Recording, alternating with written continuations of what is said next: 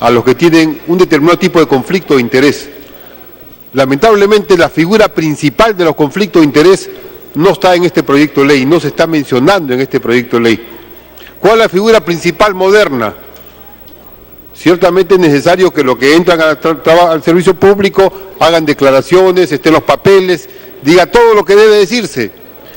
Pero la modernidad desde el punto de vista de los conflictos de interés está en que del sector privado se pasan al público, del público al privado, llevando información privilegiada, tomando decisiones en la información privilegiada. Algo se menciona, pero no está la propuesta específica para reducir el impacto de esa corruptela. Esto no es nuevo en el Perú. Hemos tenido, por ejemplo, una persona que le hizo el estudio de inversión a una empresa para explotar el gas. Llegó a su país, una vez que le había hecho el estudio financiero, llegó a su país y fue nombrado ministro de Energía y Minas. Y a la empresa Hunt le entregó a dedo un yacimiento de gas para que pueda hacer el proyecto que él había diseñado. Y luego, cuando faltaba un poco de recursos para poder hacer un contrato de exportación a México, movió las leyes y cambió las leyes para poder permitir que se hipoteque 2.5 trillones de pies cúbicos para garantizar ese contrato. Y a mitad de camino renunció al ministerio, pasó a administrar la construcción del gasoducto Surandín, del gasoducto central, y una vez que terminó la construcción regresó al ministerio y pasó a ser presidente del Consejo de Ministros. ¿Eso cómo se llama? Puerta giratoria abierta, que es tener la información privilegiada y los mecanismos de decisión para estar en los dos lados de la mesa. Eso en el mundo está actualmente sancionado, no solamente como lobismo, como práctica de gestión pública, sino sancionado penalmente, porque hay información privilegiada del Estado que se usa para favorecer al sector privado.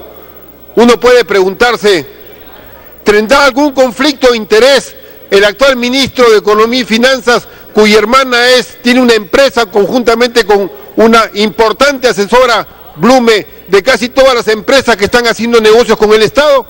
¿Habrá algún conflicto de interés? ¿Está regulado por esta ley? ¿Algo dice esta ley a ese respecto? Nadie sabe, no se sabe, no tiene que ver, no tiene vinculación. Entonces, el problema, uno de los problemas claves en el Perú, es que tenemos importantes recursos. Continúe, congresista. Y la decisión de gestión pública, si se va a dar bajo una modalidad u otra, si se va a incrementar la posibilidad del aporte del Estado para que el privado utilice la plata del Estado y no tenga que utilizar plata suya o más o menos adquirida en negociaciones con empresas privadas, la posibilidad de que los sectores que están en el privado que pasen al Estado con un interés específico, inclusive con remuneración de su empresa. ¿Acaso no se sabe que hay funcionarios de bancos que trabajan en el Estado mientras reciben su plata en su banco privado y son asesores principales de algunos ministros? ¿Acaso no es conocido que hay cantidad de gente en esas puertas giratorias? No cantidad en términos de número de millones, 10, 12, 15, 20 o 30, pero que son súper especialistas en tomar decisiones. Ya no se discute en el Perú grandes leyes, se discute que hay que cambiar el artículo tal, del reglamento tal, para permitir que determinada función económica pueda darse, y eso es el expertise. Por eso es que ahora algunos grandes estudios de abogado continúe, congresista, cobran recibiendo un porcentaje de acciones. Ya son accionistas, ya se hacen parte del proceso privado, y ese proceso privado lo obtienen con la ventaja de tener la puerta giratoria, de tomar capacidades de decisión dentro del propio Estado.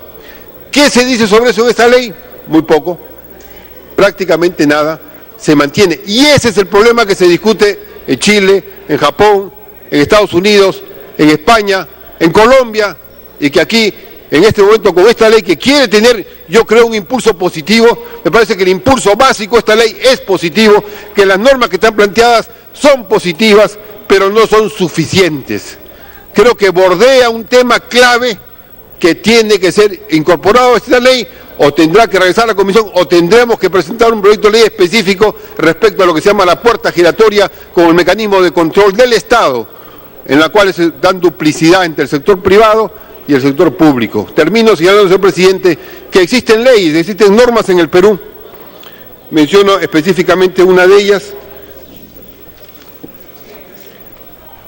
Continúe. Tenemos en el Perú normas como la ley 27588, que establece prohibiciones e incompatibilidades de funcionarios y servidores públicos, así como las personas que presten servicios al Estado bajo cualquier modalidad contractual. Esta ley plantea, pero esta ley no resuelve el tema de esta puerta giratoria. Es necesario, la parte de funcionarios del Estado que pasan al sector privado, algo dice, pero insuficientemente. Y la parte de los sectores privados que mantienen su sueldo en el sector privado y que se le prestan al Estado para que puedan tomar decisiones el Estado dando los recursos públicos en beneficios particulares, sobre eso no hay nada, no hay legislación. Entonces, o se incorpora en esta ley, que en general plantea mecanismos positivos, y se amplía y se ve un tema crucial en la estructura del Estado del Perú actualmente frente a lo que yo he llamado en otro estudio una república lobista, o habrá que tomar medidas, una propuesta específica que desarrolle los criterios positivos de enfrentar la corruptela en este conflicto de intereses para poder de esa manera normar estos cambios y vaivenes entre uno y otro. Para concluir. Quiero terminar solamente que en los años 90 hubieron algunas empresas, por ejemplo la empresa de Ministro de Economía y Finanzas, que se convirtió en la principal empresa de construcción del Perú, gracias a que fue ministro de Economía y Finanzas durante muchos años. Y así como eso podríamos mencionar casos de mucha gente en el país de esta puerta giratoria, estos caídos del cielo que nos hacen a los peruanos caídos del palto. Por eso hay que enfrentar con claridad ese mecanismo, que es un mecanismo de corruptela en el Estado. No solamente aquel que le dio un favor a su primo que tiene una tienda para comprarle cosas y no señaló que era su primo, sino también aquellos grandes intereses económicos que juegan entrando y saliendo del Estado, capturando rentas, debilitando el Estado, debilitando los recursos de la nación.